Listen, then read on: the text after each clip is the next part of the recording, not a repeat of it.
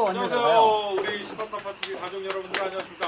급하게 우리 이렇게 진짜 일반 시민들의 입장과 여태까지 알게 모르게 음지에서 이렇게 18대 대선 선거 구조조정을 외롭게 싸우시는 소속민당과의 정말로 허심탄회한 대화를 통해서 그동안에 쌓였던 같은 진보고 박근혜 정권을 비판을 하지만 부정선거, 부정투표에 대해서 말하기 껄끄러웠던 그런 어떤 사연들이 있었어요. 사실상 없지 않아.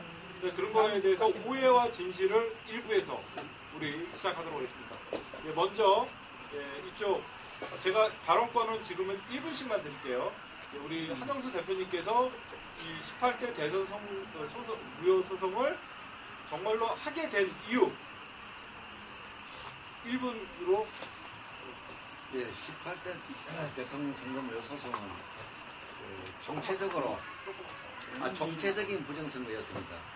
그래서 정체적이라는 것은 선관위 개표 부정, 그다음 국정원 등 국가기관의 선거 개입, 그리고 그 박근혜 후보자의 대사를 놓고, 그리고 그 새누리당의 선거사무소 불법 설치 등 그것으로서 정체적 부정선거를 하면서 2013년 1월 4일 날 선거 무효 소송을 제기하고 바로 그 대통령 업무정지 집행 신청까지 했습니다. 네, 여기까지만 이제 건의해 주시고 그 다음에는 앞으로 계속 토론을 하면서 열두개 했죠. 이번에는 그 서구 의원님께서 가장 18대 대선 선거 무효 소송하면 궁금하셨던 점이 뭐예요? 1분으로 간략하게 말씀해주세요. 궁금한 거는 사실 소리 좀 크게. 여기 팩트가 저기 신증은 있지만은 사람들이 궁금해하거든요. 그 나와 있는 자료가 확실하게 나와 있는지, 그거에 갖다가 구입할 수 있는 건지, 사람들이 그걸 서면으로 보고 알 수 있는 건지, 그게 궁금합니다. 대답을 하지 마시고요. 그러니까 한마디로 제가 들어보니까 부정개표, 부정선거라고 하지만 명백한 증거를 갖고 제시를 할 수 있느냐, 그거를 물어보는 것 같아요. 두 번째, 우리 답변이 아니라 일단 오늘 18대 선거 소송이 있어서 본인은 어떻게 같이 합류를 하게 됐고 어떤 점에서 조금 더욱더 이 사실을 알려줘야 된다고 생각해서 이렇게 시작했는지. 1분입니다. 제 입장에서는 이게 부정선거를 정부가 했다, 국가기관이 했다, 중앙선관위 했다는 것을 실은 좀 안타깝게도 16대 2002년도 12월 19일 그때 알았어요. 뭐를 보고? 방송을 보고. 방송 나오는 게 이상한 거예요.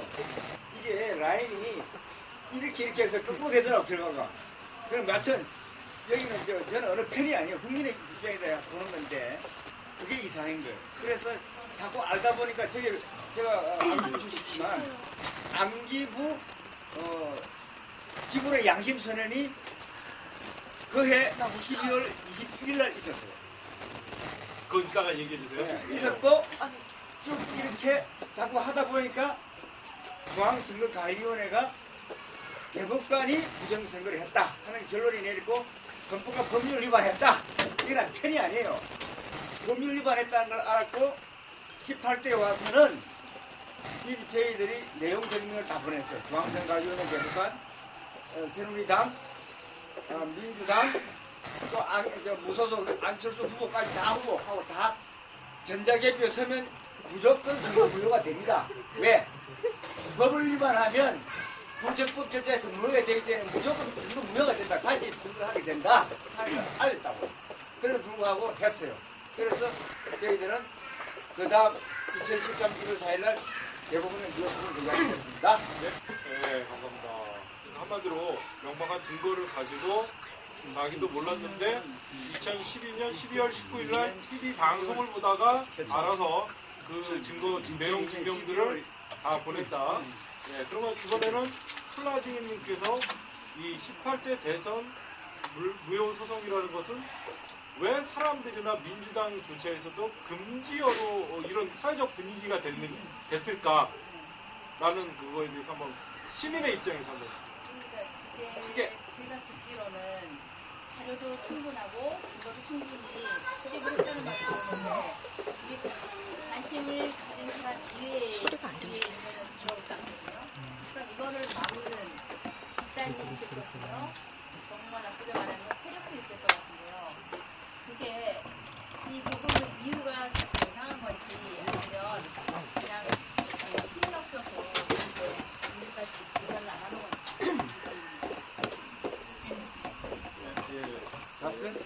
답변이 아니라 그런 아, 점들이 예, 궁금하셨다. 예. 만약에 오늘 여기서 서로- 답변을 하고 예. 싶은 사람은 손을 아니, 들고 일단은 1분씩 이렇게 모두 발언. 모두 발언 1분씩 하고 그 다음에 질문 와가고 그렇게 뭐야, 해서 이거? 그 다음에 이번에는 신 기자님은 개인적으로 뭐라고? 평소에 신 뭐라고? 신 기자님이요. 신 팀장이다. 이게. 예, 그러니까 신 팀장이 같아. 신 기자님은 응. 평소에 이 대선 무효 소송이나 부정선거에 대해서는 어떤 입장이셨어요? 간단하게 얘기할게. 방금 나는 얘기할 솔직히 존댓말 써주세요. 네, 간단하게 얘기했습니다. 솔직히 말해서 저는 신문으로 치면 한겨레 시사인 쪽에서 이야기를 하고 싶으나 지금 내가 이야기하고 싶은 거는 조선 뉴스 내지 조선 TV 내지는 조선 신문 조선 TV 내지는 그쪽으로 해서 답변을 콜칭을 해서 만들어 나가려고 합니다. 왜 그러냐면은 내가 생각하지 않은 것, 내가 그 동안에 내가 믿었던 것, 그 반대로 한번 생각을 해보려고 해서 모든 것을 그 반대쪽으로 얘기해서 한번 얘기를 한번 저의 생각을 한번 이야기해 보려고 생각 중입니다. 그 좋겠네요. 예. 그 다음에 그렇지. 예, 잘 들었고요. 이번에는 우리 척결님께서 가장 18대 사실상 정치적으로 이렇게 관심을 가졌지만 이제 그러니까 직접적으로 이렇게 무효소송을 한 분을 대표님을 만날 줄은 몰랐죠. 네. 근데 만나 보니까 느낌은 어떠세요? 일단은 그냥 소리만 듣던 사실을 네. 정말로 이 부정선거 백서를 발견하시고 이거에 의해서 정말로 이 억울한 옥살이까지 하셨던 분들을 현장에서 만나보니까 어떤 더욱더 확증이 신념이 굳어진 거예요? 아니면 아직도 의문이 있어요? 우리가 역사를 배웠을 때 이승만 박정희 정권에서 이제 부정선거가 일어났다라고만 배웠고 그 부정선거를 일으킨 자들에 대한 처벌은 저희가 안 배웠거든요. 사용당했어요. 네. 일단은 제가 역사를 그렇게 그러니까 어떻게 됐느냐는 안 배웠었어요. 그냥 부정선거가 일어났다라고만 배웠어요. 근데 이 대통령 부정선거라는 거는 자체가 굉장히 큰 이슈거든요. 근데 이게 어느새 이게 지금 시대가 어느 시대인지는 모르겠지만 지금 저도 이게 시대가 좀 헷갈리거든요. 어느 시대인지 모르겠지만 이게 묻힌다는 자체를 저는 느낌을 받거든요. 지금 이게 묻히고 있구나. 묻혔구나죠. 요즘. 묻히고 있구나 라는 느낌을 굉장히 많이 받는데 이거는 선거권을 가진 국민이라면은 내 선거권이기 때문에 이거는 국민이 들고 일어나야 될 문제인데 이 묻히는 게 참 아쉽고 지금 그 묻히는 진실을 이렇게 일깨워 주시려고 하시는 분들이 계셔가지고 저는 굉장히 고맙고요. 못 도와드리는 게 정말 죄송해요. 네. 그리고 우리 열정적으로 거의 8년, 지난 거의 3년 동안 2010년 대선 이후에 이명박 정권에 있어서 거의 인생 8년을 광우병 사태부터 올인하고 계신 우리 열정적인 안단태 사장님께서는 대통령 부정선거 지금 사실상 박근혜 집권 3년 차가 들어가고 있어요. 대통령 그 부정선거였고 지금 바라는 게 뭐죠? 지금 진짜 내가 국민의 입장에서는 지금이라도 끌어내리는 겁니까? 아니면 바라는 게 뭐죠? 안되는 제가 힘들게 싸우는 이유. 네. 힘들게 싸우는 이유. 제가 봤기 때문에 한마디 말해서 내가 내 눈으로 강남을 때부터 내 눈으로 현장에서 방송을 하다 보니까 부정선거에 그 조짐이 있다는 거를 선관위가 얘기도 했고, 그리고 제가 뭐 찌그러지고 도장 안 찍고 선관위도 인정한 그런 것을 직접 제 눈으로 봤는데, 그 다음날 선관위는 아무렇지도 않게 괜찮다라고 하니까 언론도 입 다물고 어느 누구 하나 그렇게 많던 언론들을 취재했던 언론들이 기사 하나 제대로 안 나가는 걸 봤거든요. 그때부터 저는 이제 풀리지 않는 수수께끼가 된 거예요. 풀리지 않는 가슴의 응어리가 1년 동안 있었고, 그리고 그때 옆에 계신 한영수 대표님을 만나서 뭐 전산으로 하는 그런 전자개표기 얘기 문제점도 들었고, 그것을 많은 사람들이 보면서 인식을 많이 한 상태인데 그게 1년 동안 풀어지지 않았어요. 왜 그럴까? 왜 선관위가 얘기하면 내가 눈으로 본 이게 잘못됐다고 인식이 되는 것들을 어떻게 이렇게 금방 묻어버릴 수 있지? 라고 하면서 12월 19일 날 이제 한영수 대표님이 직접 개표 현장에서 참관인을 하셨고, 정말 이거는 정말 문제점이 많다라고 해서 저하고 또 한 번 인터뷰를 하셨거든요. 그러면서 이제 제가 부정선거에 올인을 할 수밖에 없었던 거죠. 저는 바꾸고 싶어요. 뭐냐면 내 눈으로 봤던 게 잘못이었다고 내가 느꼈던 것들이 묻혀지지 않고 해결이 돼서 국민의 주권이 바로 서는 걸 원하는 거지, 뭐 지금 박근혜가 내려와라 이렇게 얘기하는 거는, 박근혜라는 사람이 만약에 예를 들어서요, 내가 그럼 나도 한번 재검을 해보겠다. 국민들이 너무 의심을 많이 하니 그럼 나도 탁아놓고 한번 해보자. 그러면 아직 그때 선거했던 그 투표용지가 아직 남아있죠? 예. 아직 남아있죠. 만약에 박근혜가 그렇게 했다면 나는 박근혜를 박수 쳐줄 거예요. 박근혜 너무 잘했다. 알겠습니다. 모두 발언 좋고요. 그다음에 우리 고은영 팀장님께서는 이 자리는요, 이 자리에서 지금 토론하는 것은요, 상대방들이 싸우는 게 아니라요, 다 같이 부정선거에 공감하시는 분들이 있으나 어떤 점들이 그런 공감하지만 약간의 이런 것들이 좀 애매하다는 거를 시민 입장과 우리 기자님 입장에서는 이런 것들을 주장했을 경우에는 또 역풍을 좀 맞는 어떤 그런 그런 거 한번 좀 얘기를, 걱정스러운 점은 뭐예요? 이 부정선거를 주장할 경우. 역사적으로 볼 때 민주주의가 그렇게 우리나라가 그렇게 많은 역사를 갖고 있지는 않지만, 제가 여기서 지금 대통령 부정선거에 대한 소송을 하고 이런 거에 대해서는 다 좋습니다. 다 좋은데, 중요한 거는 과연 현재 제가 앞으로 드리고 싶은 질문은, 과연 현재 우리나라 헌법상 아마 대통령 선거 끝나고 이의 제기하는 게 60일이죠? 180일. 6개월. 30일. 소송은 30일. 그리고 소송을 얘기하는 선거 겁니다. 사법은 6개월. 근데 소송 그 기간이 지나면은 어떻게 됐든 간에 대통령을 인정할 수 없는 것이 우리나라 법이지 않습니까?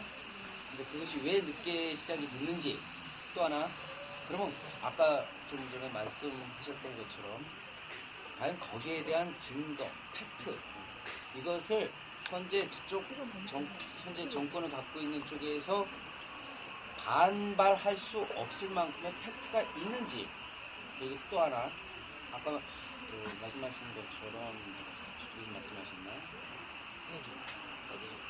그럼 과연 마지막 남은 문제는 박근혜 대통령을, 현재 대통령입니다. 어떻게 됐든 간에 박근혜 대통령을 그러면 내려오게 할 수 있는지, 그러한 답이 없는 상황에서 하는 활동은 무엇을 남기고 있는 건지, 과연 역사적으로 남겨야 되는 건지, 아니면 현 상황에서 현실적으로 하야를 시킬 수 있는 것이 가능한지, 이런 질문이 필요하다고.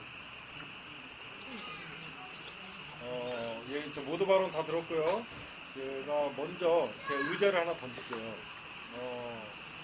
저 진짜 궁금한 게요, 그럼 가장 이 부정선거의 당사자인 어떻게 보면 구민주당, 새정치민주연합에서 왜 이렇게 소극적으로 나오는 거죠?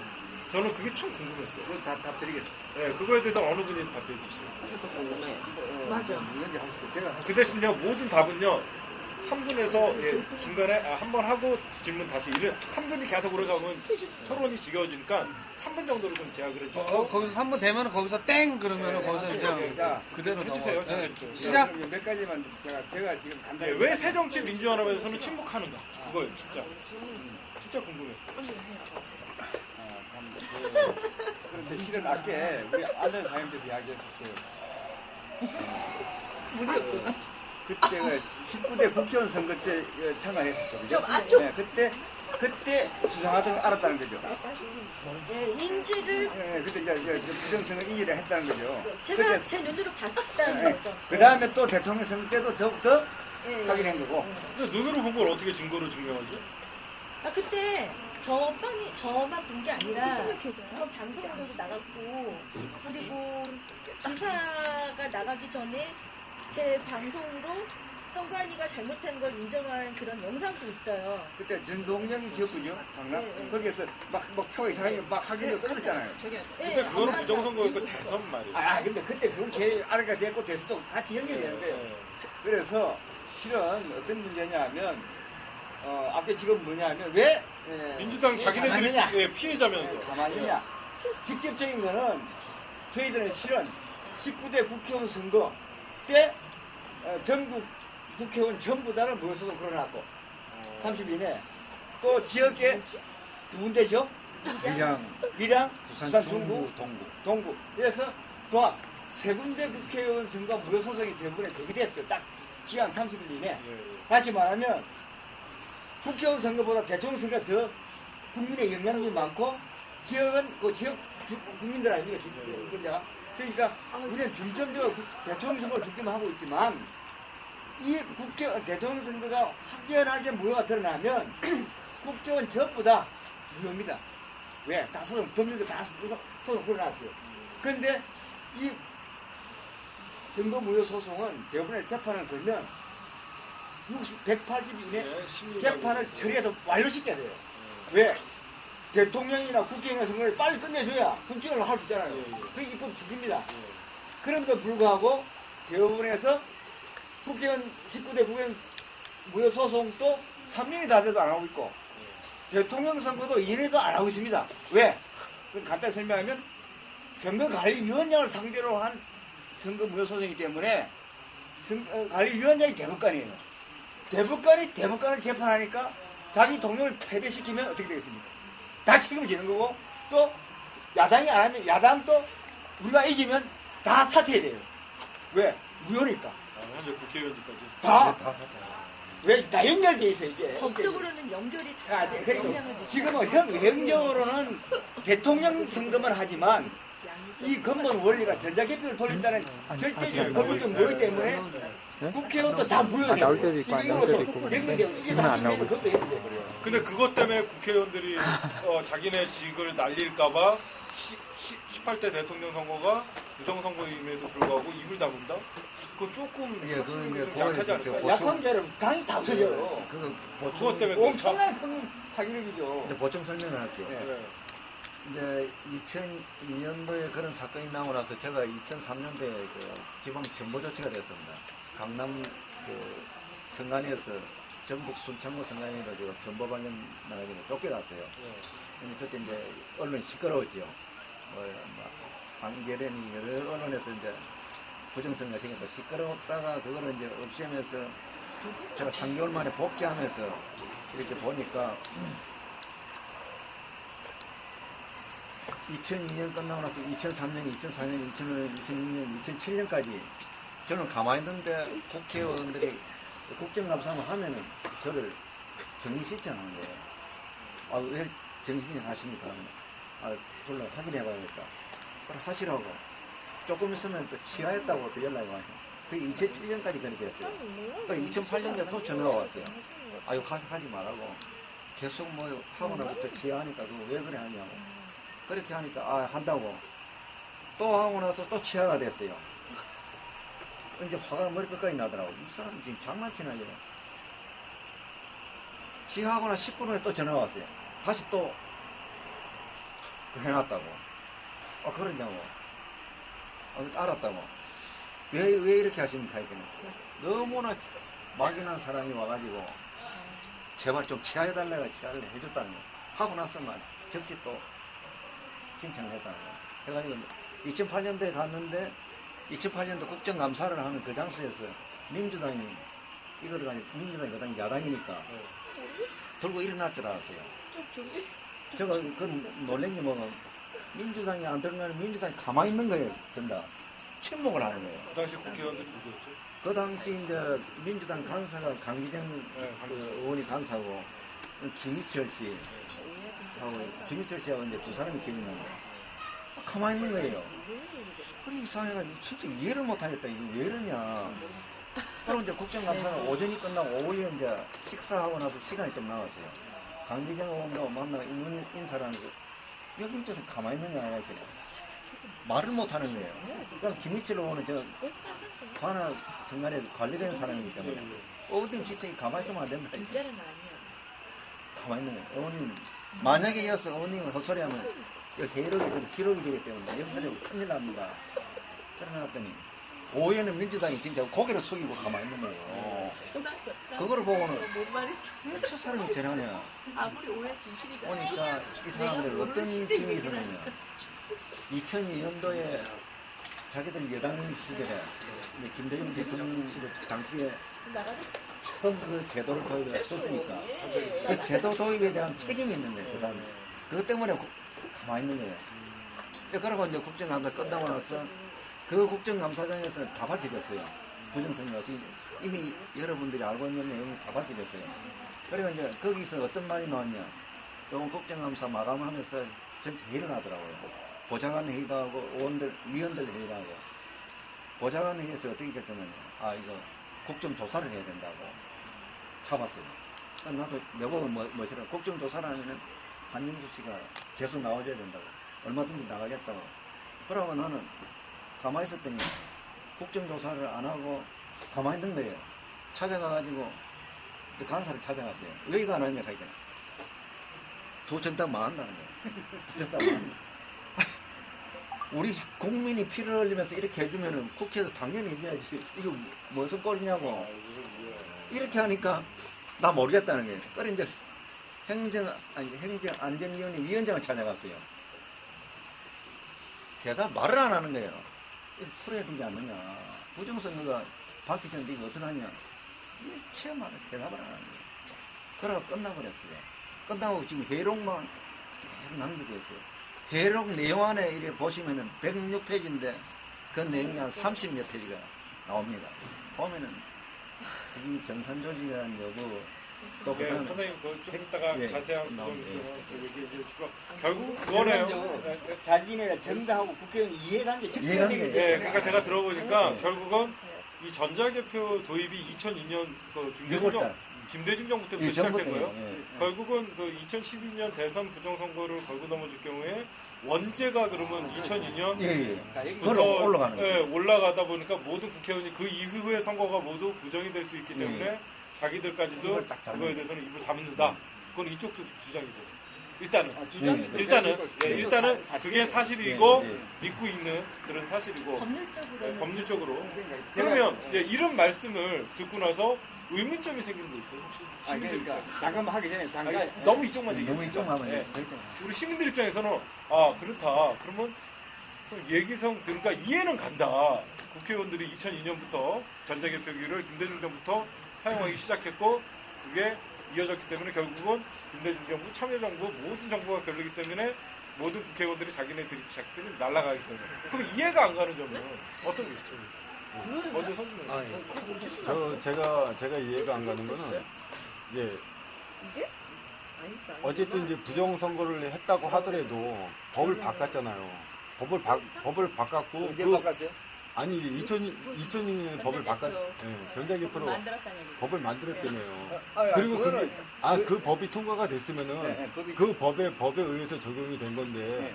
그러면 그 다음에 이제 이게 위법이라고 할 수 할 수 없지 않나요? 아니 법이 정해진 법이 있는데 네. 그 법대로 법을 지키지 않고 한 거예요.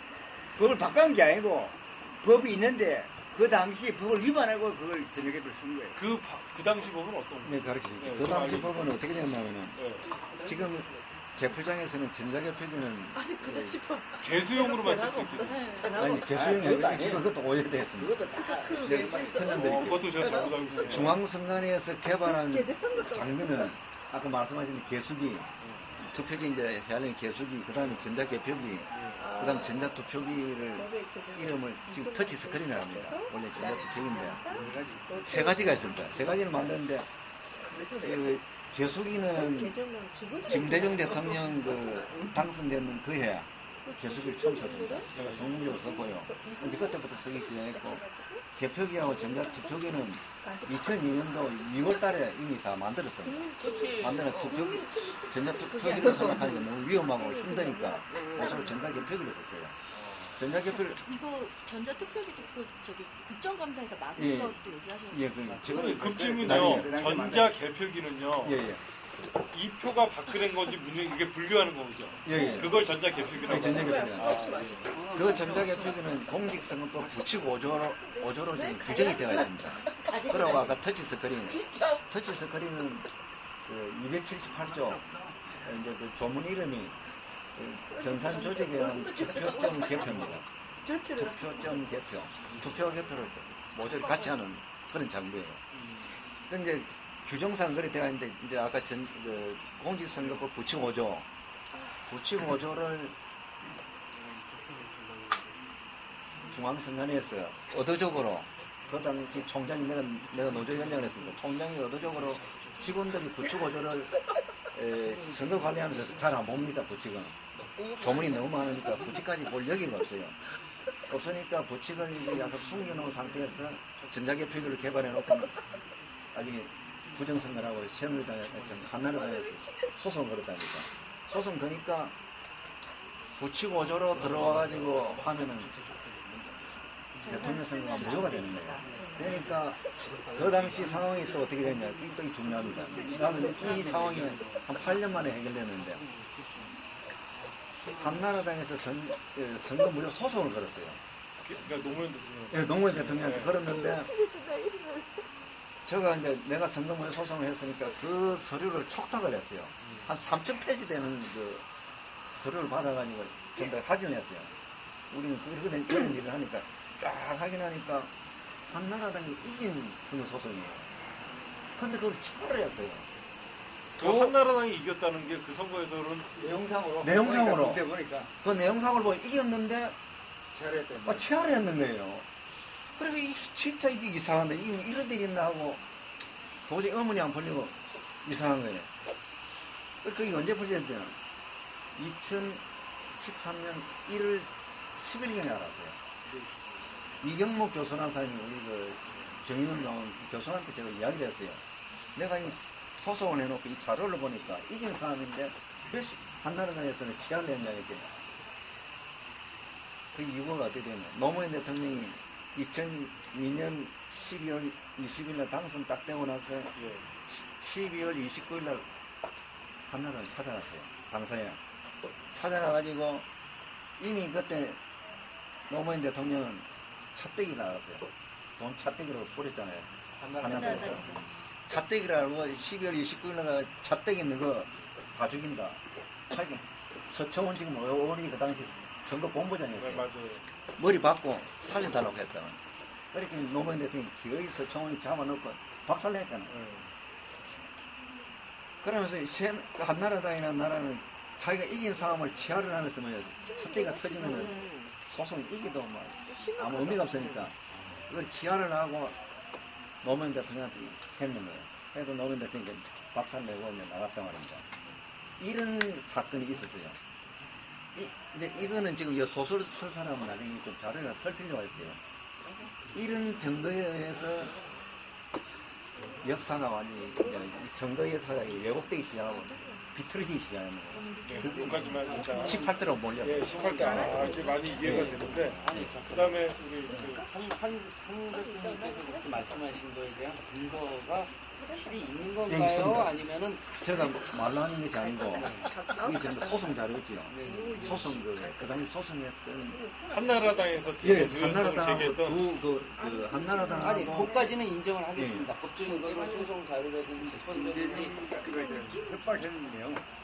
그러니까 아니요 그런 거 김치는 게 아니고 노무현 대통령이 서청원 의원을 찾아가서 아니 서청위원은 찾아간 게 아니고 한나라당 강사 한나라당 강사를 강사를 찾아가서 예. 차떼기에 대한 것을 얘기했다라는 그러한 것은 어디에서 나온 팩트냐는 얘기입니다. 이제 노무현 대통령이 넌 가만두지 않는다. 그러니까 그 팩트가 어떻게 나왔는지 그 한 팩트가- 대표님이 아시는 그 팩트가 어떻게 나왔냐면 이제 그 이경목 교수라고 이거 이제 부정선거 전산조직에서 정윤으로 나가신 분이 있어요 국회에. 그분이 새누리당에서 이제 전산 전문가니까 교수니까 불러가지고 그런 일을 시키면서 그 사람이 그걸 가담하면서 그거를 이야기를 듣고 그 사실에 대해서 자기가 알고 있는 거예요. 이미 그 사람은 양심 폭로를 양심 선언한 거예요. 아니 양심선언하는 것이 아니고 제가 얘기를 이 하시. 도저히 이거 내가 이해가 가지 않는다. 이 소송 자료를 보니 이긴 소송인데 왜 지하를 냈느냐. 내가 도저히 한나라당의 실체를 이해를 못하겠다. 이러니까 아 그거 모르십니까? 그러면서 설명을 쫙 해주는 거예요. 그러니까 이 교수님의 주장이죠. 아니 그 사실을 제가 이야기를 해주는 거죠. 주장이 그러니까 이 교수님께서 이야기한 것인데 예, 주장이라기보다도 네, 네. 그 사실을 그 이야기해요. 지금 이야기는 그것이 사실이냐 아니냐 팩트냐 아니냐는 것은 한 번 더 확인할 필요가 있지만 네, 네. 그 이경목 교수가 한나라당하고 업무 접촉하는 과정에서 그것이 자기는 확인했다는 이야기예요. 그러니까 일종의 예, 그러니까 예, 예. 일종의 그 양심 선언을 그게 한 팩트 아니다는 대통령한테 이야기는 하는 예, 예. 이제 한 대표 입장에서 지금 뭐 증거로 있는 건 가지고 있는 건 아니죠. 한 대표님 근데 그 정언으로 이제 네, 지금은 질문이 그 있는데요. 부분은 정언이고 나머지 한 서류는 다 있고. 나 질문 있는 게 2000년 그러면 그 대선 선거에서 한나라당이 소송을 했잖아요. 예. 근데 그거를 점검을 해보셨다 그랬잖아요. 예. 어떤 점에서 한나라당이 이겼다는 판단을 하신 거예요? 아 그게 궁금해요. 그래, 어떤 그래. 뭐가 어떤 있으니까 점에서 이겼나 하면 어떤 판단에 의해서 한나라당이 이겼다 없다를 근데 보라. 이게 이제 전산 조직이라는 걸 밝혀내놨더라고요. 전산 조직이라는 걸 밝혀내놓고 증거를 또 단언하더라고요. 한나라당이 예, 하나를 단언해놓고 그게 어떤 거예요 구체적으로? 우리가 좀 이제 쉽게 이해할 수 있는. 중앙선관위 공문 있잖아요. 공문에 이거 전자개표는 그 전산 조직이다. 전자개표에 그 전자투표기가 있는데 이미 두 개를 개발해놓고 전자투표기를 쓰려니까 우리나라 국민들이 뭐 기계적인 그런 거부감이 있으니까. 거부감도 있고 적응이 안 돼가지고 힘들고 해서 전자개표기를 쓰겠다. 투표는 옛날 방식대로 하되 개표만 전자식으로 하겠다 해가지고 공문이 있고 또 국민단은 개도한 개도문이 있어요. 그걸 다 넣어놨더라고. 아, 이 상세 이래놓고 이게 적지. 일단 본표 얘기를. 또 그다음 본표. 이제 전자 개, 예, 그 당시에 본표, 예, 본표가 뭐가 하면은 본표가 일어날 수 있는 내용은요. 그 전자개표기는 그 운영 프로그램으로 작동됩니다. 소프트웨어. 예, 이 프로그램을 작동되는데 이 프로그램을 조금이라도 조작을 해놓으면은 만약에 예를 들어가지고 1번에 가는 표가 10개 중에서 한 개, 맨 마지막에 10번째는 2번으로 가라 이러놓으면 착실하게 2번 가버립니다. 그 상황이 본표로 드러나는 거예요. 본표가 뭐가 하면은 1번 표 안에 2번, 3번, 4번이 들어있는 거예요. 섞여 있다는 거죠. 예, 나무표가 들어있는 거예요. 그거는 이제 프로그램의 조작에 의해서 그런 현상이 나타나거든요. 마음만 먹으면 그거를 할 수 있는. 그 당시 이제 2002년 12월 19일 날 대선하고 나서 한나라당에서 선거무효 소송을 당선 및 선거무효 소송을 걸었어요. 그래서 2003년 1월 27일 날 법원에서 투표지를 점검했습니다.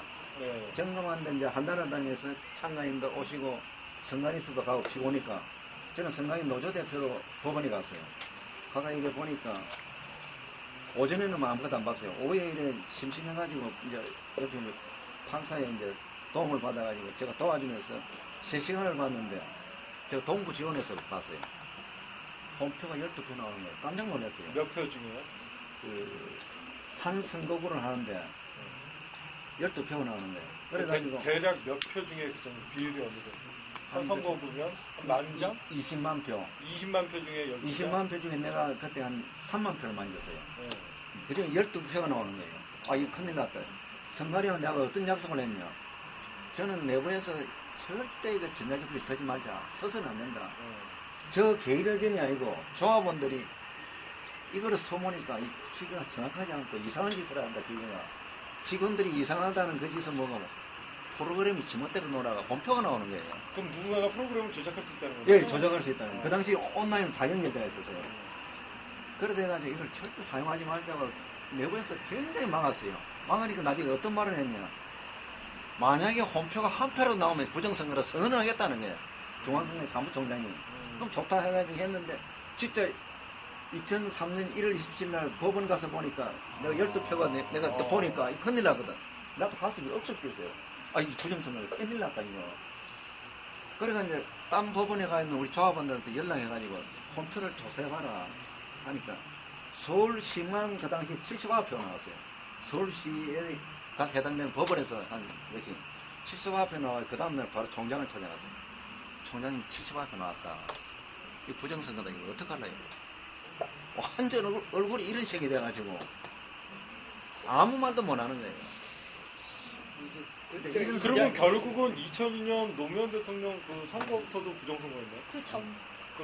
지방선거. 지방선거부터. 네, 지방선거. 그러면 민주당이 입 다물고 박근혜 대통령이 이 부정선거에 침묵하고 있는 이유도 그때 선거부터 다 모든 게 부정이 돼버리니까. 부정돼 버는 거예요. 그럼 원천적으로. 그러면 여기서 중요한 거는 한 예. 가지 여쭤보고 싶은데 3만 표 가운데서 12표라는 예. 한 선거구에 20만 표 아니에요. 예. 20만 표가 하면 7배니까 한 80표 정도가 부정선거가 나왔을 수도 있다는 예, 얘기입니다. 그죠? 있다는 것이고. 예. 아니, 말씀을 예, 말씀을 그럼 80표 정도가 나왔다는 20만 표 가운데서 80표면 계산은 어떻게 안 되는데 0.0 몇 표가 되겠죠. 프로로 따지면. 그러면 그럴 수 있다고 치고요. 그것이 부정선거든 아니면 그러면 이제 그 선거를 진행했던 정당 입장에서는 오작동이 일어날 수 있다. 할 수도 있지 않느냐. 이제 참 말씀 잘 그러니까 예를 들면 맞아, 오작동. 20만 표 가운데서 80표라면 예.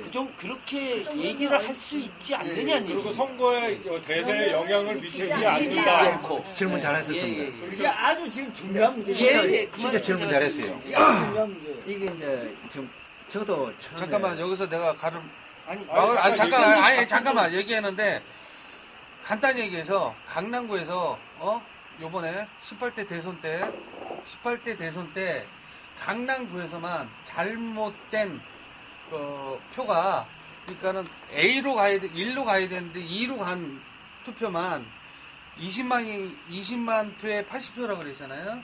근데 사실은 따져보면은 한 선거구에서 더 많았어서 사실은.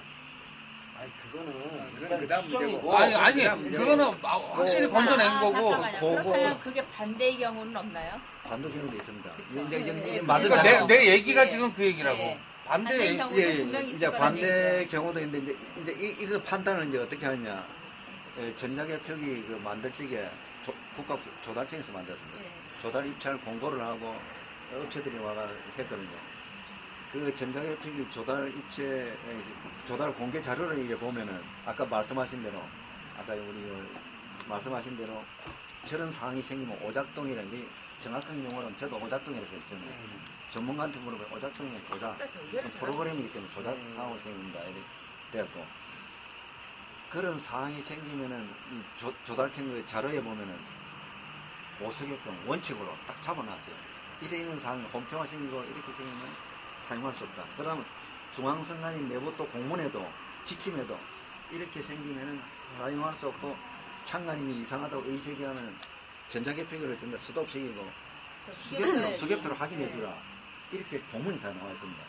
그렇게 내부 관리를 했기 때문에 만약에 이런 상황이 생기면 그대로 자기들이 밀고 나가봤단 말입니다. 아까 말씀하신 밀고 나가보면은 그야말로 걸리는 거. 부정선거가 이거는 표가 많고 적음을 안 따지고 막 무효돼 버려. 무슨 말씀인지 알겠습니다. 그렇게 돼요. 표가 작은 거 예. 80표에 대해서 지금 말씀하신 대로 80표도 소중한 거니까 80여 표도 그렇죠. 소중한 거죠 당연히 국민의 근데 권리니까. 별 의미 없는 거 그 소중한 것이 오작동이든 지금 조작이든 조작이든 간에 어떻게 됐든 간에 그 무효. 선관위에서 다시 이걸 수개표를 하라든지 예, 예. 이런 지침이 내려왔다는 그 있습니다. 말씀이시는 거죠? 있습니다. 네, 맞습니다. 자, 그 점에서 하나 더 보완드릴게요. 예. 법에는 어떻게 되어 있냐, 부칙 5조가 전산 조직에 의한 개표입니다. 그 제목이, 예. 부칙 5조 제목이. 거기에는 어떻게 되어 있냐면, 이 전산 조직에 의한 개표, 전산 조직의 경우에는 보궐선거 덕에만 사용하지, 그 당시에 국회의원 선거나 대통령 선거에 사용할 수 없다 딱 되어 있는 거예요. 그럼에도 불구하고 그걸 사용한 거예요. 그런데 그때 한나라당이 그 2월 8일인가 당선 뭐 소송을 지어했는데 실은 그 전에 그 다음에 1월 8일날 시민 주권 찾기 모임에서 시민단체가 소를 제기해놨어요. 그러니까 두 군데가 된 거예요. 근데 한나라당은 지하했고 그 소송이 계속 유지돼가지고 2002년 아니고 2004년 1년 재판하고 2004년 5월 30일 날 대법원에서 선고 판결을 예, 해요. 그 무슨 말씀인지 예, 알겠습니다. 하는데 판결을 어떻게 났어요? 판결의 핵심이 뭐냐면 여기 다 나와 있습니다만 전산 조직은 공직선거관리 규칙 99조 3항에 이야기되어 있듯이 득표수를 계산함에 있어서 기계장치 또는 전산 조직을 이용할 수 있다 이렇게 딱 되어 있는 거예요. 그 조직을 인용해서 하는 말이 이 개표기는 기계장치라고 규정하고 사용에 아무 잘못이 없다 이렇게 판단을 해서 판결을 판결을 네, 해서 알겠습니다. 그러니까, 판결 자체가 아직 잘못되어 있는 거죠. 그러니까 정확히 말씀드리면은 한 대표님이나 김 선생님이나 지금 말씀하신 게 지금 박근혜 대통령의 지금 대선에 있어서의 잘못된 부정적인 선거라는 그 근거가 2002년도에 지금 있다라고 말씀을 지금 하시는 거죠. 근거에 있다는 거는 이미 저희들은 그게 중요한 게 아니고.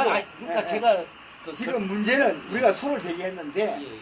무슨 문제를 피고측 중앙선이 들고 나오냐면 이미 제16대 대통령 선거 무효 소송에서 판례상 전자개표기 이 사용은 전자개표가 아니라 기계장치를 했기 때문에 예? 우리 주장을 완전히 이유 없다 이렇게 피고측 주장하고 있는 거예요. 그 근거가 그게 되는 거예요. 그 이야기를 하기 싫어도 저쪽에 들고 나오는 거예요. 그래서 저기 한 대표님 말씀으로는 추정과 이 교수님의 그 증언과 뭐 이런 거에서 추정과 복합을 했을 때 당시에 그 통합민주당인가요? 민주당이었나요? 열린우리당. 그때는 열린민주당이었나요? 민주당, 새누리당일 때는 헷갈린다. 네. 그런데 그때 당시에 그 예를 들면은 20만 표 가운데서 12표 그래갖고 쭉 나왔을 때 한 80여 표가 나왔을 때의 근거와 이걸 했을 때 결론적으로 그때 당시에 일종의 말한다면 원죄가 생겼다는 얘기 아닙니까? 그때 원죄가 생겼는 거죠. 그렇죠. 지금 그 말씀이시잖아요. 정부가 책임져야 되거든요. 예, 그렇죠. 원죄가 생겼다는 거죠. 그 원죄를 기피하기 위해서 한나라당이 원래는 소송을 제기를 했는데 그거에 추정하는 근거로는 한 선생님께서 추정하는 근거로는 삿대기. 그래서 노무현 대통령께서 한나라당 나왔고 따지고 막 이렇게 하니까 납작 엎드렸다라는 것이 추정이죠. 현재로서. 아니 이경문 교수의 그러니까 합해서 그걸 아무도 생각 안 해요. 이게 너무 이쪽만 얘기하니까 우리 시민들. 추정 맞아요. 우리 시민들. 여기서 이 세세한 거가 팩트냐 아니냐는 사실 의미가 없어요. 없어요. 왜냐하면 정말 팩트가 아니라면 요즘 최고 무서운 죄가 허위사실 유포거든요. 그렇지. 그러니까 특히 우리 쪽에서 하는 말은 얘네들이 세세하게 뭐 안개 붙어있으니까 해서 저는 어느 정도는 팩트라고 보고 나서 과연 우리가 어떻게 해야 될 것인가 그 얘기인데 아까 그 전자개표를 열린우리당에서 먼저 했기 때문에 국회의원이 말 못하고 있다. 지금 인사청문회는 새누리당이 만든 거예요. 그리고 자기네가 지금 방 잡히죠. 한교안이나. 그렇다면 근데 과연 그 4,500명밖에 안 되는 국회의원 때문에 이게 줄 길이 없다? 저는 그건 아니라고 봐요. 그렇다는 거는 국회의원 말고 국민의 숫자도 크고 열망도 더 많거든요. 그럼 이거는 뭔가 이렇게 일반 국민한테 알리는 방법이 잘못됐거나 미비했다는 거라고 저는 생각해요. 이제 그 부분 때문에 설명드릴게요. 예. 잠깐만요. 한다고요. 이쪽에 먼저 듣고. 예.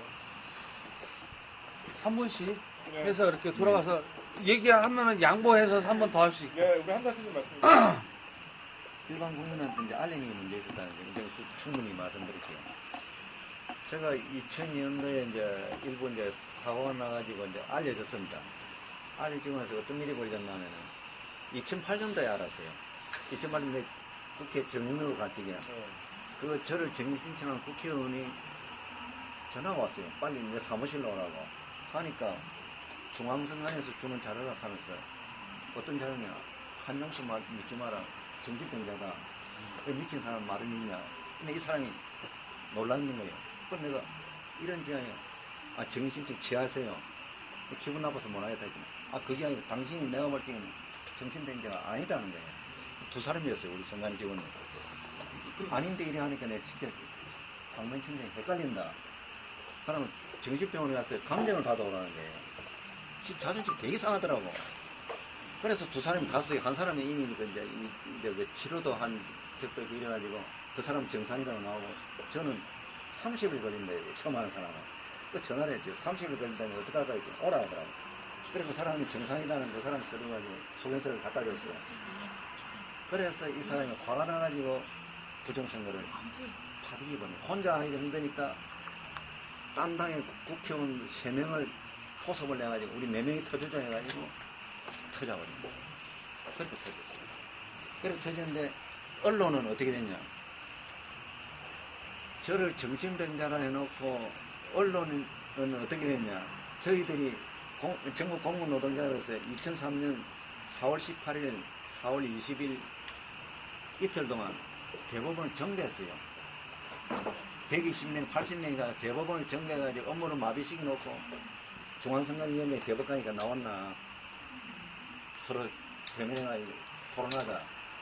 근데 대법원에서 안 된다 해가지고 4월 18일날 이제 안 된다 하고 우리가 성명서 발표하고 이제 경찰들이 500명이 토의를 했어요. 그 대법원 자체를. 그럼 난 내지막에 체포된 줄 알고 체포시키려고 했더니 체포할 필요가 없다. 중앙선관위가 사고 쳤는데 왜 체포하느냐 하면서 우리 딱 풀어줘요. 그럼 나왔어요. 4월 20일 날가 또 하니까 옆에 대검찰청 수사관들이 한 20명이 왔어요. 오동안 법원 행정처장한테 한영수 체포하라면서 체포해 가겠습니다. 이러라. 그래서 제가 이제 내 찌라시 자료를 주면서 부정성 내용이나 알고 체포하라 오느라 하고 주니까 법원 행정처장이 우리 영내에서는 당신들 이런 일을 할 필요 없다고 내보내더라고요. 그래서 거기서 또 우리가 또 할 만큼 하고 또 나왔어요. 나오니까 어떤 일이 벌렸냐. 대법원 정문 앞에는 길 가는 시민들이 꽉 서로 구경을 했어요. 나가니까 어떤 아주머니가 저를 부르더라고. 왜 있습니까? 했더니 우리 남편이 매일경제 기자인데 청와대 출입한다는 거예요. 출입하는 기자인데 아저씨 이 사건은 절대 폭로가 안 됩니다는 거예요. 근데 웃으면서 이런 사건이 폭로가 안 되면 이 나라도 아니다 이러니까 우리 남편이 300만 원 돈을 받았습니다. 이걸 입막음 해달라고 300만 원 돈을 받았다는 거예요. 이런 데는 어떤 기자가 이걸 터뜨리겠습니까? 저기 하나만 질문 그렇게 드리겠습니다. 가장 원초적인 질문인데요. 하나만 일단 저도 모르는 거고 다른 분들도 모르시겠습니다만 선관위에 계셨었으니까 딱 하나만 여쭤보겠습니다. 어떤 방식으로 조작이 이루어져요? 어떤 거요? 전산 조작요. 그것이 지금 아까 그 홈표예요. 질문 전에서 그걸 누가 만들었는지. 그 프로그램은요. 우리가 누가 만드는지 몰라요. 내가 내부에서 그 노조 책임자를 하면서 이 프로그램이 누가 만들었냐. 프로그램을 잘못 만들면 아까 이야기한 대로 조작이 쉽게 나요. 해킹 들어오면 금방 뚫혀버리고. 그렇게 어떻게 했냐 이래 따지고 그다음 우리 이제 직원들 중에 이제 고도로 지금 뭡니까 이거 관리하는 각 선거구단이라고 관리하는 계장들이 있어요. 전자개표 관리하는 계장. 그 계장들한테 이 전산 조직을 활용하는 걸 가르쳐 놓으면 그 사람이 혼자서 조작해버려요. 조작은 잡을 수가 없다는 거예요. 잡을 수가.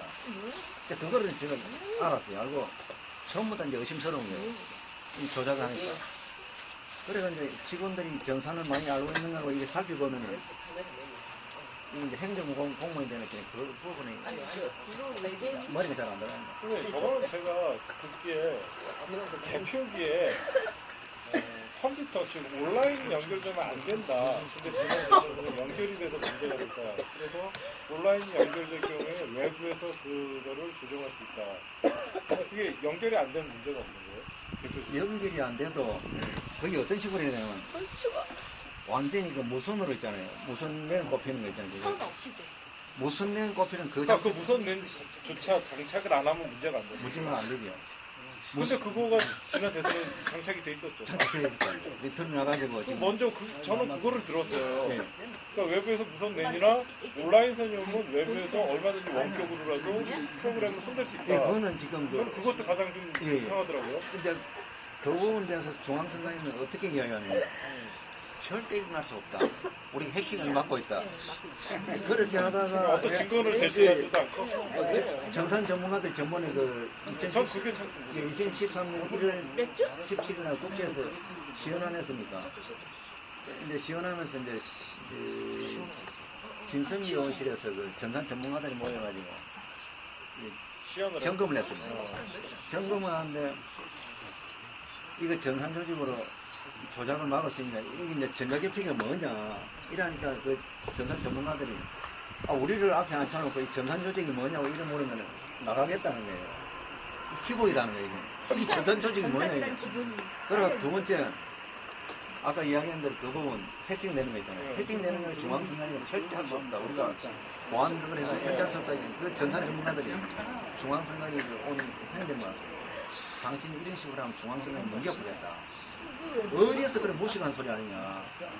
이 전산이 해킹 들어오는 거는 어느 방향에 들어오는지 아무도 모른다, 지금. 아무도 모르는, 네가 무엇을 네가 그걸 하냐. 그거를 막을 수 있다는 얘기냐. 막을 수 있다. 말해봐라, 이라 했더니. 전혀 말, 한 번만 더 하면은 우리 전산 전문가들 가만두지 않겠다. 이렇게 말해요.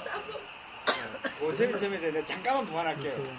자, 이게요, 대한민국에 뭐가 지금 중간에 잘못되냐면, 실은 일단 시간 줄게요, 시청자님.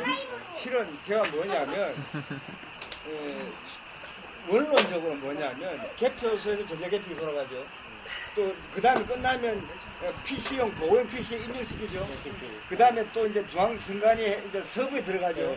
그 다음에 또 이것이 자체가 전산으로 해서 방송에 가죠. 그러니까 처음부터 지금 현 체계가 맘만 먹으면 여기서 조작이 안 돼도 여기서라도 조작이 되고 여기서라도 어디선가는 이 전산 그 개표 절차 방법의 전 과정이 완전히 전산 조직을 지금 집합을 했어요. 다시 말하면 저는 더 문제 삼고 싶지 않다면 요 개표소에서만 철저하게 수개표만 하면 이 이후에 개표 전산해도 아무 관계 없어요. 왜냐하면 여기 할 때는 옛날 수개표 할 때는 여기서 이루어진 것이 수개표를 지고 여야 정당이 다 같이 검사할 수 있다고요. 그러나 여기 전자개표기 돌려버리면 하도 빨리 돌아야 되기 때문에 멍청하게 딱 보기 여야고 뭐고 다 넘어가 버려요. 계산할 시간이 없어요. 시간 속도에 의해서 야당이고 뭐 그냥 따라갈 수 없어요. 진짜 눈에 띄지 않는 이상. 그러니까 이거 안 돼요. 그건 실제로 이거 표에 나와 있지만 개표기로 돌아간 거에 대해서 무려 이 시간에는 말이 플러스 다시 말하면 유명표가 5,316표가 나왔어요. 다시 말하면 이번 대선에서 표가 남았다고요?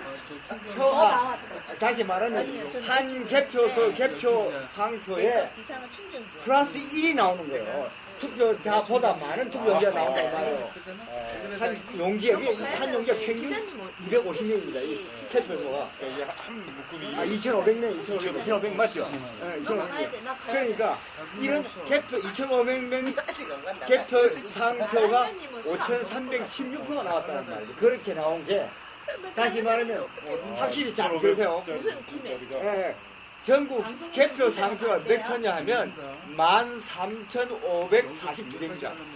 개표 상표가 그 중에 5,316개 개표 사항표가 플러스 2 들어왔다 이 말입니다. 개표 사항 하나하나가. 플러스 1, 2, 3. 1이라 최하 이거. 5,316표 이상 나오고. 그러니까 개표 사항표가 약 5,000매 개표 사항표가 플러스 1 현상이 나타났다 이 말입니다. 이것은 단지 플러스 2가 아니고 그게 한쪽 표를 여기서는 101표 보여놓고 100표를 돌리며 환원시키는 작업을 하셨다 이 말이에요. 무슨 말인지 알겠습니까? 그러나 그 속에 뭐가 있냐면 얼마나 많은 표가 왔다 갔다 했는지 모르고 다들 작업을 이루어졌다는 거예요. 다시 말하면 5,316 개표 사항표가 그런 현상이 있다는 이야기는 약 5,000매의 개표 사항표가 있다고. 5,000매는 뭡니까? 다시 그 속에 곱하기 전부 2,500명의 투표용지가 들어가는 거예요. 그러면 어떻게 돼요? 막을 내리세요. 1,000만 표 내지 1,500만 표가 이건 무효가 되는 거예요. 법률적으로. 왔다 갔다 했습니다. 아, 그렇죠. 그리고 규칙상 어떻게 되냐면 플러스 표가 있을 때 반드시 다시 재활해가지고 수정해서 하게 될 그 딱 규칙이 정해져 있어요. 한마디로 선거인은 5명이 투표를 했는데 표는 6표가 나왔다는 거죠? 그렇지. 그런 현상이 나왔을 때 어떤 소리예요? 그런 표가 나왔다 했을 때 그 개표상 현장에 있는 개표 상호는 반드시 다시 세야 돼요. 다시 확인해 줍니다. 그 말씀은 전적으로 제가 그 말씀 맞다면 그것이 전적으로 규칙 딱 돼 있어요. 예, 그렇다면 그 규칙을 위반해놓고 뭐라고 하냐면 우리가 대선 소송하니 사소한 실수 가지고 왜 따지느냐 이렇게 하는 거예요. 그거에 대해 만약에 그것이 표시. 보신 것이 맞고 확인이 아니 사실 증거 다 나와 있어요. 여기 책에 다 나와 있어요. 책에 다 나와 있어요. 맞다면 여기 증거 다 나와 있는 거예요. 여기 맞다면 고정되어 제가 있으니까. 제가 드리고 뭔가 여쭤보고 여기 싶은 한 기억에 가지 딱 그거 법원에서 뭐라고 합니까? 뭐라고 했습니까? 법원에서 심의를 안 해주죠. 지금은 아무 말 안 하고. 재판 자식 안 하는 대로 840일이 지금 넘어가는데. 길다. 그럼요, 제가 진짜 궁금한 게 그러면 그 대략 몇 표 정도가 부정표라고 생각해요? 시장만 대략 1,000만 표라고 하지 않습니까? 아니 그건 왔다 갔다 한 거고 정말로 최소 플러스 1이라고 2,500장 묶음에 5,000개 그건 실제로 수제표를 알고 안 해보는 그래서 그거를 지금 까보다 저도 그게 굉장히 궁금하네요. 제가 만약에 검표를 아니 한다면 막을 이 내리게끔 좀 결과가 정리해 뒤집어질 주세요. 만큼의 안될 거예요. 숫자인가요? 오늘 그러니까 그걸 알 수가 없는 거예요. 알 수 없지만 그렇죠. 자, 그거는 제가 답변해 드릴게요. 다시 말하면 20만 표 중에 80표 부정되면 그리고 억양이 뒤집어지진 않는 아니 그 현상이 어떤 현상이 나왔냐면 예. 우리가 그날 12월 19일 날 투표했죠. 부산 사람이라. 오전에 문재인 후보가 3% 근데 이제 플러스 여러 더 사람들 나왔고 얘기하다 보니까 오후에는 KBS 다른 3사 방송이 박근혜가 더 나왔어요. 다시 말하면 저 부산 사람이에요. 충분히 왔다 갔다 조작할 가능성이 있는 거예요. 그래서 보니까 20만 표 중에 85표라고 보이지만 오, 사실상 닉네임 바꿔. 이게 표준녀를 할까요? 예? 표준녀. 한마디로 문재인 표가 난 원래 박근혜한테 간 게 85표라는 건데 그 사이에 왔다 갔다 했다는 게 무슨 말이냐면 얼마 전에 그게 아니라 문재인 표가 박근혜 표로 갔다가 체크인되고 표준어는 다시 돌아왔다는 거야. 표준녀. 그건 내 헤아릴 수가 없대. 이름은 표준녀. 여자녀. 얼마든지 이쪽으로 그런 상황이 벌어지면 다시 올 수가 아까 있는 거야. 그 조달청에 그러면 어마어마한 게 갭이 발생해요. 전자개표기 그 해만 기준이지요. 그거에 근데 저건 약간 그 쓰거든요. 근데 원칙에서 일단은 원천적으로 무효. 법률적으로는 그게 예. 근데 사람은 노는 물이 사투리인 물이에요. 무슨 말이냐면 사파님이나 교수님들 같은 분들은 거의 2번표 속에서 노시는 분들이고 저는 2번을 찍었지만 제가 노는 그 전통시장이에요. 우리는 거의 2번이에요. 그래서 제가 아까 말씀드린 게 가양 공표를 제대로 했을 때 그게 제가 동생입니다. 저는 배신반이거든요. 이제 이 그거는 전통인 전통시장 내지는 나이 드신 분들은요 거의 1번이에요. 전통시장하고 예. 전통시장 보수적이죠. 예. 잠깐만요. 근데 진짜 중요한 질문을 그러면 2002년 김대중 정부 이후부터 부정선거가 이렇게 이어졌잖아요. 그럼 18대 대선 선거를 박근혜 정부가 지금 소송을 하셨잖아요. 결국은 말씀에 의하면 지금 새정치 민주연합이나 새누리당이나 다 묶여 있다는 거잖아요. 이 선거는 정권이 바뀌어도 못 밝히는 거네요. 나라님이 어디 갔어? 그런 결론이 나오잖아요. 이제 이게 어떻게 그러면 저랑 얘기하고 난 후보가 진실을 밝혀야 되는데 지금 정권 바뀌어봐야 문재인 아니면 뭐 만약에 김무성이다.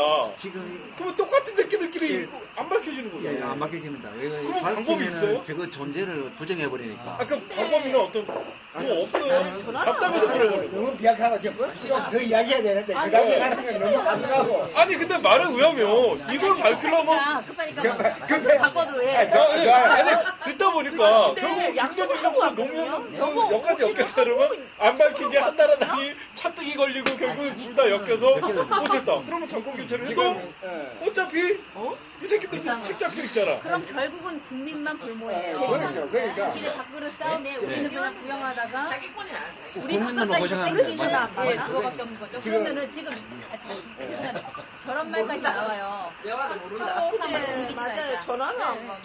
투표소에서 그거 개표하자. 우리가 지금 이야기하는 그거를 법적으로 하는 입법기관도 국회의원이잖아요. 국회의원 말고 국민이 움직일 수 있는 방법이나 힘이 있나요? 있습니다. 서명이요? 청원을 예. 막을 내렸을 그렇게 청원을 하시고 만약에 청원이 하는 사람이 1,000만 명 된다고 하면 대본 바꿔야 돼요. 서명운동부터 해야 되지 않을까요? 그거 이제 하고 있지. 지금 마음을 강동원은 지금 정리하려면 끼워주세요. 조커소 수대표 예. 이거 발의를 했더라고요. 소에서 개표하기. 예, 그거 했는데 간단히 예. 예산만 그리고 전자개표 필요 없어요. 필요 없습니다. 맞습니다. 예. 구경하고 싶은 사람 우리 예. 보수 필때 병수라고 그러죠? 다 모여가지고 보는 거예요. 앉아서 일할 사람 있고 뒤에 서서 예. 구경할 사람 하고 절대로 가야 못 돼요. 하고 했다가는 나는 믿고 못하지. 왔거든요. 그럼 집에 가서 그거를 예, 그게 하는 거예요. 가려고. 예, 그거를 해야 되지 않을까요? 그가 참못 자요. 한국에서 될 거가 아니고 이런 게 조직적으로 맞아요. 전 주제에서 일어나야죠. 난 내일 그래서 가야 독일 되는 같이 아주 선진국가 예. 기술이 내일 아주 아침에 앞선 국가 안돼 가야 되는데. 선거가 지금 선관위에도 조사해보는 거야. 영국, 선거국에서 전부 수개표예요. 예, 왜 안 하느냐? 이것 때문에 안 하는 거야. 아이디에 대한 조작을 할 필요한 근데 사람들이 제가 안 말씀드릴게요. 하는 거예요. 근데 제가 그 당시 입법 발의를 내가 발의 용서 서류를 나서 제가 저기요. 다 해줬어요. 외국 근데 국회의원들 그거 안 해주면 너무 시끄러워.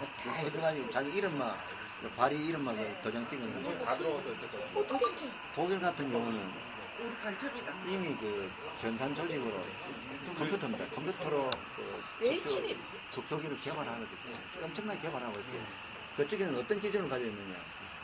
이거 전산 조직은 언제든 조작이 가능하죠. 온라인 프로그램을 건드리면 그럼 빨리 또 찾아내기도 힘든다. 그렇게 굉장히 힘드니까 언제든지 쉽게 찾아내고 조작을 막을 수 있는 그 단계가 되면은 이제 해킹도 못 들어오고 그 단계 되면 이거는 그대로 직접 선거에 사용한다. 이런 기준을 두고 계속 개발하고 있어요. 그리고 지금 입법에 막아놨어요. 절대 사용할 수 없다 지금. 일단 완벽해지기 모토를 전까지는 예, 그래 되는데 온라인 우리나라는 어떠냐?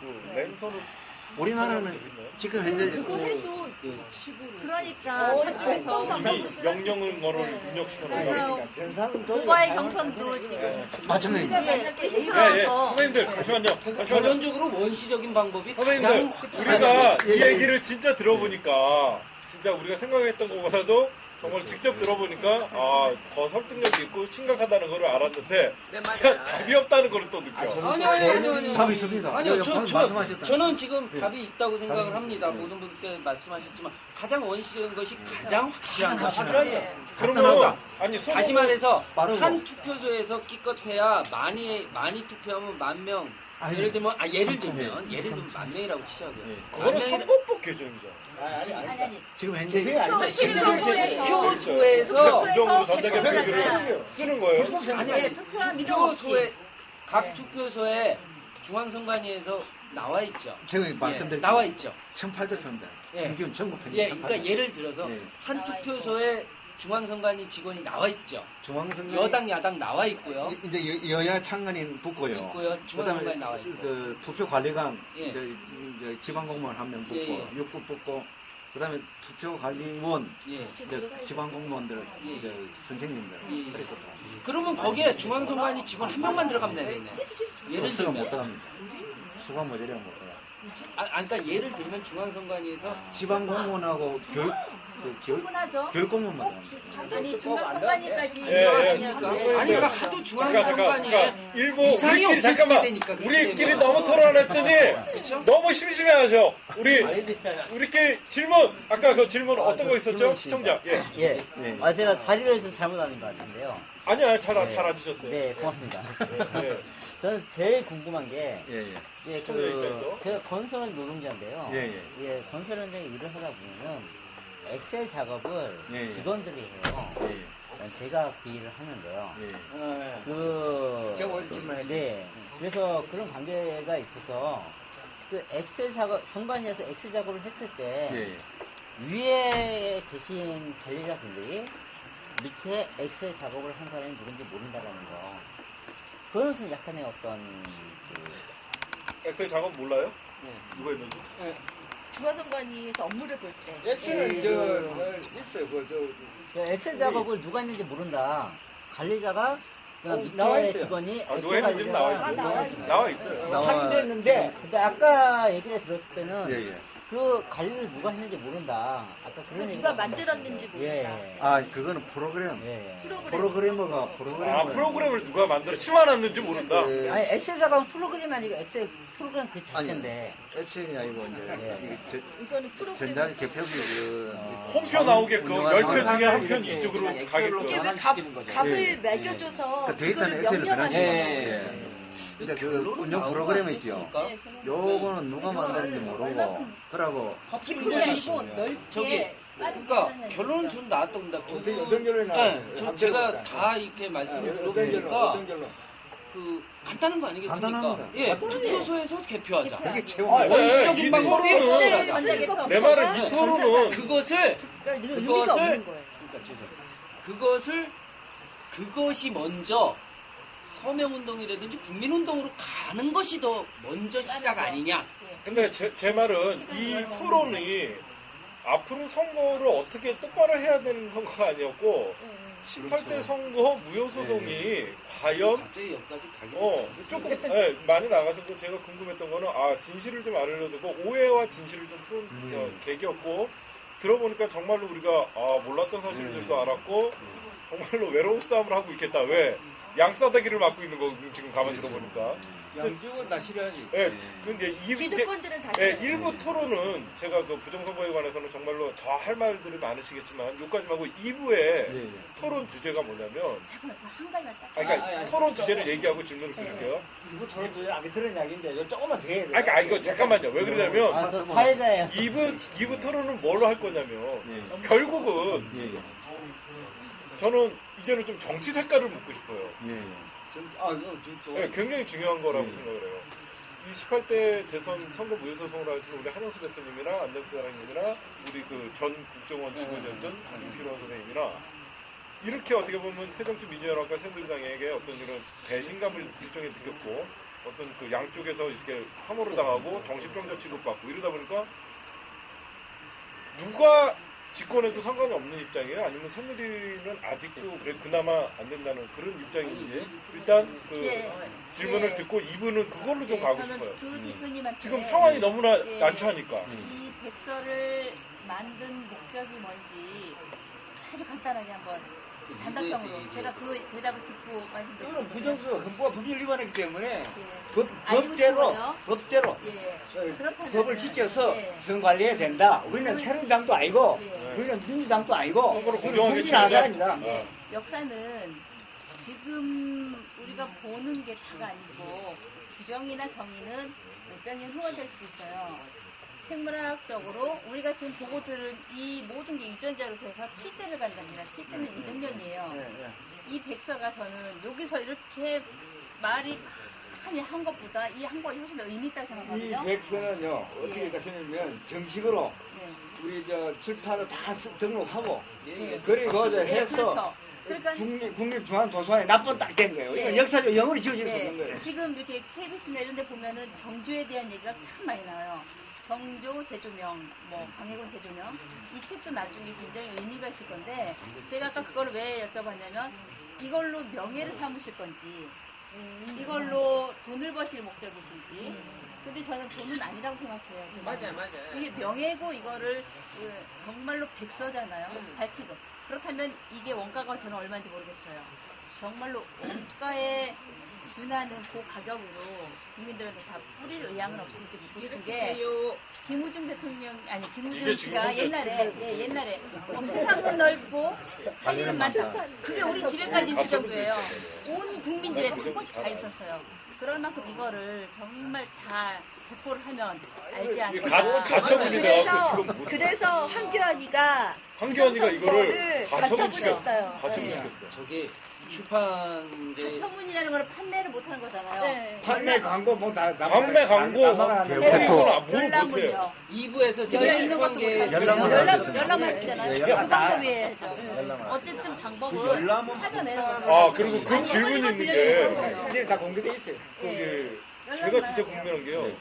우리가 늘 지난 대선 부정선거의 원흉이 뭐 김무성, 뭐 권영세 그러면 구체적으로 김무성이랑 나는 권영세도 역할을 대단히 한 걸로 원세 이 책에 감히 주범 김능한 대법관 아니 원세 당장 읽고 싶어가지고 다 알고 있는데 김무성 우리가 모를 만한 거 있어요? 대나서 얘도 아무 말 안 하고 있어요. 우리가 모를 만한 거 있나요? 난 권영세가 뭔가를 한 걸로 알고 있는데 권영세는 그 나름대로 그 사무총장이었어요. 상황실장이었어요. 뭐였어요? 상황실장이었어요. 사무총장에는 김무성이었고 총괄본부장은 김무성. 총괄본부장은 얘는 상황실장. 자, 이제 우선 그러면 이제 앞으로 대안을 다 누구도 한다니까. 옛날에 저거네요. 뭐 마르크스의 자본론 같은 그 금서네요. 이 책을 뒷받침한 증거들입니다 이게. 지금 이거 들고 다니면 걸리나요? 괜찮아요? 그리고 이 책을 가지고 제가 이제 소송을 걸어봤어요. 법무부 장관이 판매 금지 가처분. 그래서 무슨 소리냐? 지금 대통령이 대법원에서 지금 무효소송 걸었는데 자격이 없지 않느냐? 무효소송부터 해라. 무효소송부터 먼저 해야 되는 거예요. 순서가. 실제로 그러니까 대통령이 아직까지 정통성이 없는데 그 대통령이 임시로 지금 임명한 법무장관이 이 책 가처분 신청한다? 이것은 이것보다 먼저 대법원의 소송이 먼저 끝나요. 그게 180일이에요. 근데 대법원에서는 재판 안 하고 있습니다. 840일이 넘어가고 있어요. 안 하고 있다. 그래도 불구하고 모두 한편이에요. 사법부가.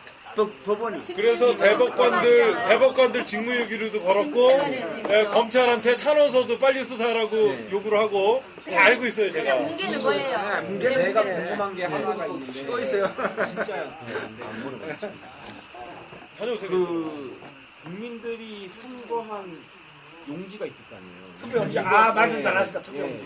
이거는 보관이 돼 있잖아요. 우리가 소송 기용 기간이 얼마예요? 소송 딱 걸면 끝날 때까지. 끝나지 않아요. 점검해서 우리가 소송 걸면 저는요 이 대법원에서 한 달이네요. 전 때문에 대법원이 이 요번에 그 무효소송을 심판 안 하는 자체가 저는 자기네들을 부정선거로 인정한다고 생각해요. 당연히 그게 바로 저는 사실 그렇게 생각하는 사람 중에 하나예요. 뜻이에요. 다시 말하면 지네가 책을 냈는데 가만히 있다 인정하는 거예요. 지네가 깨끗하고 그랬으면 이거 빨리 그냥 끝나버리고 각하 때리면 되거든요. 이 거짓말이면 저희는 이 사형이에요. 사람들이 대법원이 뭐 미국 놈들은 4개월 만에 1심에서 3심 끝나잖아요. 예.